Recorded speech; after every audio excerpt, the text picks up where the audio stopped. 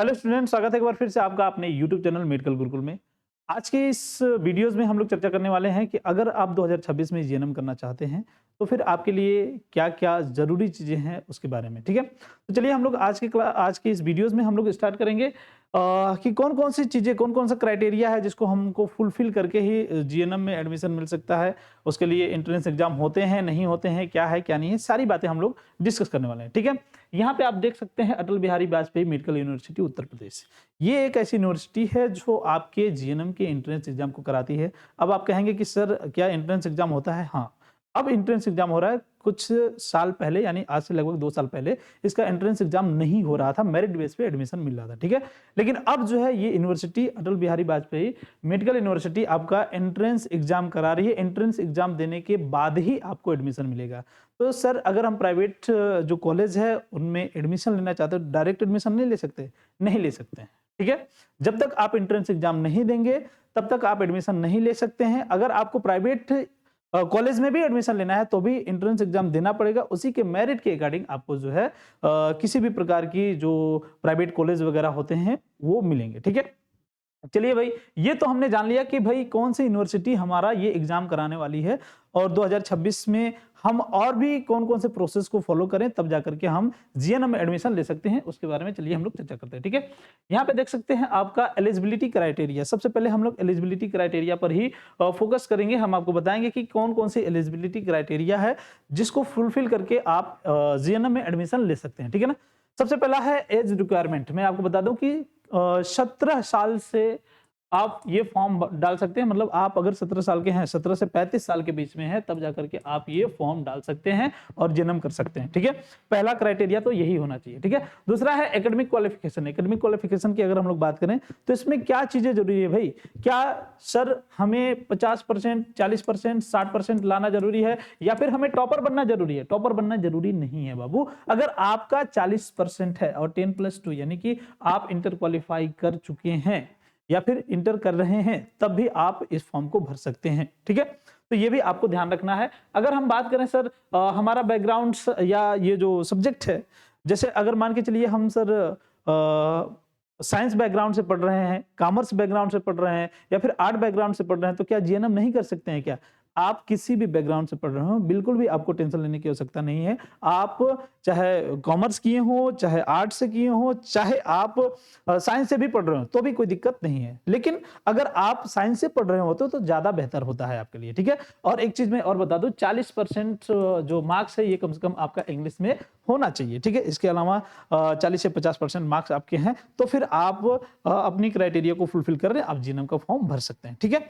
आगे बढ़ जाते हैं। आगे अगर हम देखें तो जो अल्टरनेट क्वालिफिकेशन है ये भी आपके पास है। अगर आप एएनएम कर सकते हैं, कर लिए हैं तो भी भर सकते हैं, ठीक है ना? और अगर आप एएनएम ऑलरेडी अभी कर रहे हैं, कर लिए हैं तो भी और कर रहे हैं तो भी अब आप इसका फॉर्म भर सकते हैं, कोई दिक्कत नहीं है, ठीक है ना?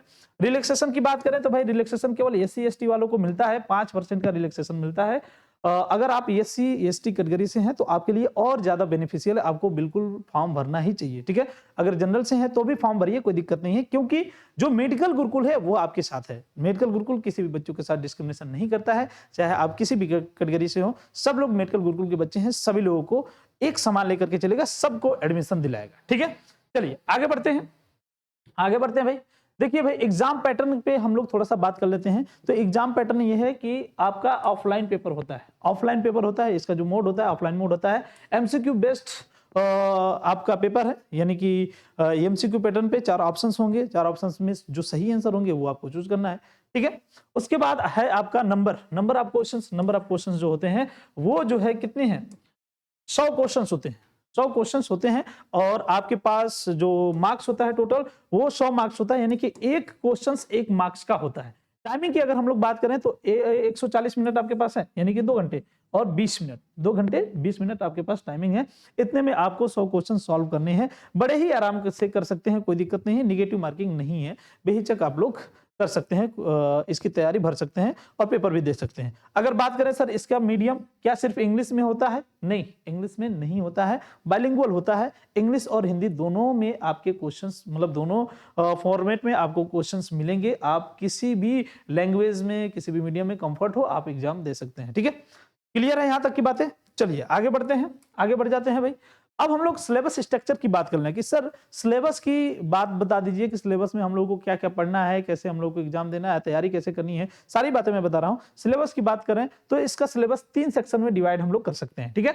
50 क्वेश्चंस जो आते हैं वो साइंस के आते हैं, वो भी 10th लेवल के होते हैं, क्लास 10th के लेवल का जो साइंस होता है, यहां से क्वेश्चंस आपके एग्जाम में आते हैं। सेक्शन बी जो है ये जनरल नॉलेज का होता है, ठीक है, इसमें 30 क्वेश्चंस आते हैं। और उसके बाद आपका जो है सेक्शन सी है जिसमें से 20 क्वेश्चन जो कि इंग्लिश के होते हैं और ये क्लास 12th लेवल के होते हैं, ठीक है। इस बात को आपको ध्यान में रखना है। सिलेबस हम डिटेल से बना करके आपको प्रोवाइड करा देंगे कि आप लोगों को क्या क्या पढ़ना है, ठीक है। बिल्कुल भी टेंशन लेने की आवश्यकता नहीं, ठीक है। उसके बाद यहां पे एक चीज मैं और क्लियरफाई आपको करना चाहूंगा कि कभी-कभी ऐसा होता है, मतलब 2 साल से तो ये एग्जाम हो रहा है प्रॉपर, लेकिन कभी-कभी ऐसा होता है कि इसके क्वेश्चंस कुछ घट जाते हैं, 2-4 क्वेश्चन घट जाते हैं और इसके बढ़ जाते हैं, ठीक है। या फिर कई बार ऐसा होता है कि इसका जो नंबर ऑफ क्वेश्चन होता है घट जाता है और इसके नंबर ऑफ क्वेश्चंस बढ़ जाते हैं, ठीक है। लेकिन याद रखिए कि जीके और जीएस में ही ऐसा होता है। इंग्लिश के 20 क्वेश्चंस आपके कंप्लीट है, फिक्स है, आने ही आने हैं, ठीक है। चलिए भाई, जो साइंस सिलेबस है, साइंस सिलेबस में थोड़ा सा हम लोग बात कर लें कि सर बेसिक क्या है, मतलब क्या हम लोग को जेन्युइन पढ़ना ही पढ़ना है जिसके बगैर हम लोग एग्जाम नहीं दे सकते हैं। भाई फिजिक्स में आपको बेसिक कॉन्सेप्ट और इनकी जो प्रिंसिपल है वो पढ़ना है। इसके अलावा जो केमिस्ट्री है, केमिस्ट्री में फंडामेंटल जो केमिकल रिएक्शन है, बायोलॉजी में ह्यूमन बॉडी और कॉमन डिजीज प्रिवेंशन है बायोलॉजी में। इसके अलावा प्लांट लाइफ और इकोसिस्टम, उसके बाद हेल्थ और हाइजीन वगैरह, ये आपके मोस्ट इंपोर्टेंट टॉपिक है जहां से एग्जाम में पिछली बार क्वेश्चंस बने हैं, ठीक है। ये मैं वो टॉपिक बता रहा हूं जहां से पिछली बार आपके एग्जाम में क्वेश्चंस बने हैं, ठीक है। तो इसी आधार पे हम लोग आगे भी तैयारी करेंगे, ठीक है। चलिए आगे बढ़ते हैं। आगे भाई जनरल नॉलेज का भी सिलेबस थोड़ा सा हम लोग देख लेते हैं कि सर यहां से क्वेश्चंस कहां से आते हैं, मतलब जनरल नॉलेज में क्वेश्चन कहां से आते हैं। करंट अफेयर से आते हैं जी, हाँ आते हैं, बिल्कुल करंट अफेयर से क्वेश्चन आते हैं। इंडियन हिस्ट्री से भी क्वेश्चंस आते हैं, ज्योग्राफी से भी क्वेश्चंस आते हैं, इंडियन पॉलिटी से भी क्वेश्चन आते हैं, नर्सिंग अवेयरनेस और इसके अलावा जो हेल्थ अवेयरनेस है, यहां से भी आपके एग्जाम में क्वेश्चन देखने को मिलेंगे, ठीक है। तो इस बात को आपको ध्यान में रखना है कि ये सारी चीजें पढ़ेंगे, ठीक है। अब समस्या आती है कि सर इतनी सारी चीजें हम लोग पढ़ेंगे कहां से। ग्रामर का भी देख लीजिए, इंग्लिश का सिलेबस देख लीजिए, ग्रामर, वोकैबुलरी और कॉम्प्रिहेंशन जो होता है ये आने वाला है। लेकिन अब बच्चों के साथ समस्या होती है कि सर इतनी सारी चीजें हमको इकट्ठा मिलेगी कहां। तो इतनी सारी चीजें इकट्ठा मिलेगी आपको यहां पे, ठीक है। ये देखिए जीएनएम प्रवेश परीक्षा 2026 स्टडी पैकेज केवल और केवल 249 में आपको मिलने वाला है। ऑलरेडी 6 बजे से डेली आपकी क्लासेस चल रही हैं, 6 बजे से डेली आपकी क्लासेस चल रही हैं मेडिकल गुरुकुल यूट्यूब चैनल पे जाकर के वहां पे सब्सक्राइब जरूर कर लेना आप लोग, ठीक है। 2000 प्लस सिलेक्शन ऑलरेडी हम लोगों ने दे दिया है। अब आपकी बारी है भाई, आपकी बारी है, जितना जल्दी हो सके रेडी हो जाओ और जितना जल्दी हो सके इस कोर्स को परचेज कर लो, क्योंकि आपको ये कोर्स जो है ना आपको बिल्कुल भी भटकने नहीं देगा, बिल्कुल भी भटकने नहीं देगा।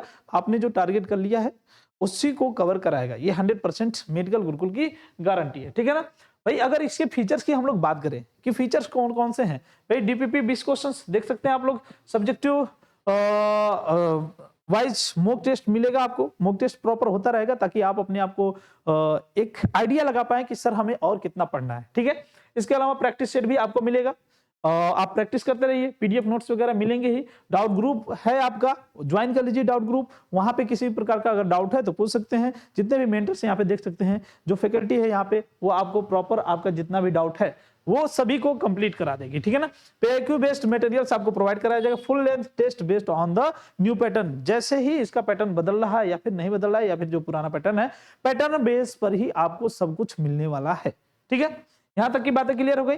आपको अगर चाहे प्राइवेट कॉलेज में एडमिशन लेना हो चाहे गवर्नमेंट कॉलेज में एडमिशन लेना हो, कम से कम आपको एंट्रेंस एग्जाम तो देना ही पड़ेगा। अगर आप एंट्रेंस एग्जाम दे रहे हैं तो फिर क्यों आप प्राइवेट जो कॉलेज हैं उनमें एडमिशन लेंगे, ठीक है। तो इसलिए मैं रिक्वायरमेंट करूंगा कि आप जितना जल्दी हो सके बैच को परचेज कर लीजिए। सारी चीजें आपको यहीं पे मिल जाएंगी, कहीं पर भी आपको भटकने की जरूरत नहीं, ठीक है। तो फिलहाल आज की जानकारी यहीं तक। जैसे ही आपका फॉर्म रिलीज होगा, फॉर्म रिलीज होते ही आपको इन्फॉर्म कर दिया जाएगा। बीच बीच में जो भी इंफॉर्मेशन आती रहेगी उसे भी बताया जाएगा ताकि आप अपने मार्ग से ना भटकें, ठीक है। तो आज के क्लास को, आज के वीडियोस को यहीं पे समाप्त करते हैं। मिलते हैं नेक्स्ट वीडियो में, तब तक के लिए सबको टाटा बाय बाय।